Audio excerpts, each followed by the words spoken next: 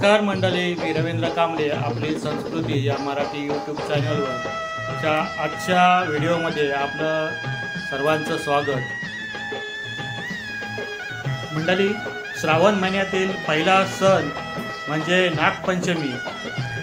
या सणानिमित्त सगळीकडे नागदेवतेची पूजा अर्चा केली जाते। गाव ठिकाणी मातीचे नाग छोटे छोट्या मूर्ती बनवून त्याची घरोघरी पूजा केली जाते आणि जिथे मंदिर आहे नागदेवतेची तिथे पण खूप मोठा उत्सव केला जातो। तर आज नागपंचमी या सणानिमित्त आमच्या गावात 5 ठिकाणी या घरोघरी नागदेवतेची पूजा नागोबाची पूजा केली जाते। तर आता माझी मिसेस आणि दुर्वा मुलगी हे आता पूजनासाठी व्यवसायाला जाणार आहेत। नागोबाला पूजण्यासाठी वौसा म्हणजे केला जातो, उपवास धरला जातो नागदेवतेचा। तर आता ते थोड्या वेळात आता तयार होत आहेत। तर आपण जाऊ पूजेसाठी।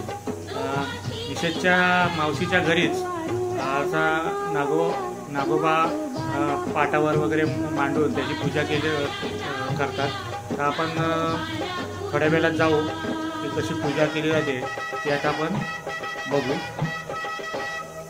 आणि या उपवासासाठी खास नैवेद्य म्हणून आज उकडीच्या मोदकांचा हा नैवेद्य दाखवला जातो। असे आमच्या घरामध्ये आता उकडीचे हे असे मोदक बनवले आहेत। तो नैवेद्य त्या नागोबासाठी तिथे घेऊन जाणार आहोत। आज खास उकडीच्या मोदकांचा, जसा गणपती बाप्पाला उकडीच्या मोदकांचा नैवेद्य दाखवला जातो तसा आजच्या सणासाठी उकडीचे मोदक आवर्जून केले जातात। मंडळी, सर्प जरी विषारी असला तरी पण तो आपल्या शेतकऱ्यांचा खरा मित्र आहे। शेताच्या बांधावर वगैरे शेतावर तो फिरत असतो, परंतु शेतामधले जे काही इतर घटक आहेत, उंदीर म्हणा किंवा जे कीटकसारखे किडेमकोड असतात, अशांना ते खाऊन टाकतात आणि मग शेतीची आपल्याला चांगली मदत होते, त्यांची नासधूस होत नाही। जे उंदीर शेतावर नासधूस करतात ते साप त्या उंदरांना खाऊन टाकतात। अशा पद्धतीनं साप हा आपला शेतकऱ्याचा मित्रच आहे। त्यांना कधी तुम्ही मारू नका। त्या सापांना पकडून, जर तुम्हाला पकडता येत नसेल तर सर्पमित्रांना बोलवून त्यांना पकडून खूप दूर असा जंगलामध्ये त्यांना सोडून द्या, परंतु त्यांना मारू नका, ही अशी माझी विनंती आहे। ते खरे आपले मित्रच आहेत। तर आता आपण जाऊ त्याच्या पूजनासाठी। दुर्वा पण आता व्यवसायाला जायला तयार झालेली आहे, मस्त नटून। मम्मी पण तयार होते। आता आपण मिसेसच्या मावशीच्या घरी व्यवसायाला जाऊ। गावातच घर आहे, त्यांच्या घरी पूजा मांडलेली आहे। तर आता आपण जाऊया। काय झालं दुर्वा? चला।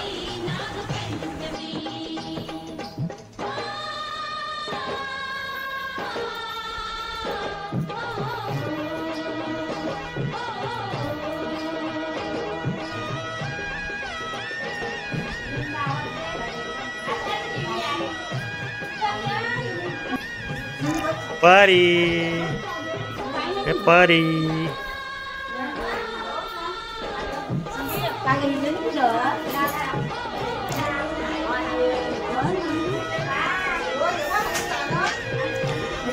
आता आपण मिसेसच्या मावशीच्या घरीमध्ये आलो आहोत। इथे हे बघा, ही अशी नागोबाची पूजा मांडलेली आहे।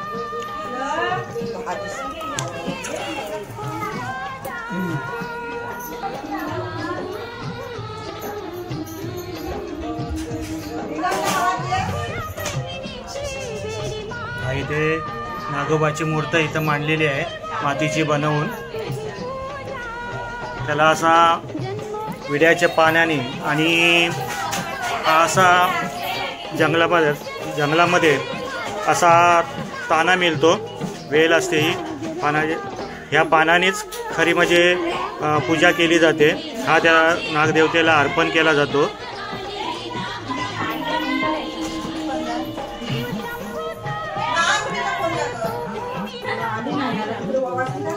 हा असा रानातना पाल्याचा ताना आणला जातो आणि या तान्यानेच या देवतेची पूजा केली जाते। हा त्या विडा, फुलपानं आणि हा ताना असा हा नागोबाला अर्पण केला जातो। आता आपला महिला मंडळ सुवासिनी आता थोड्या वेळात पूजा करतील।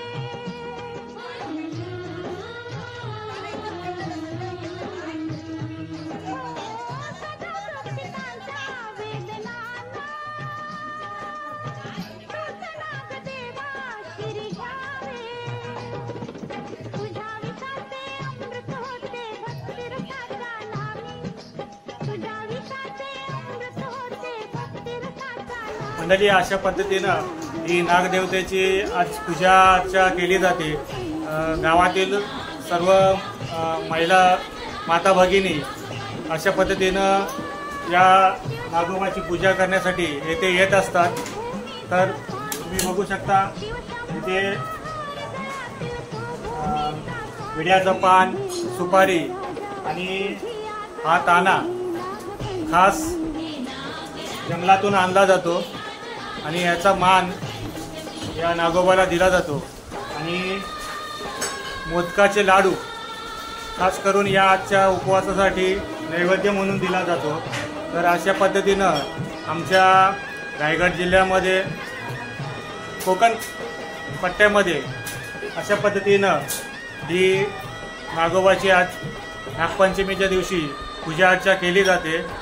तुमच्याकडे कशा पद्धतीनं पूजा अर्चा केली जाते ते तुम्ही आम्हाला कमेंटमध्ये नक्की सांगा। तर आजचा हा व्हिडिओ मी इथे संपवतो। जय नागोबा।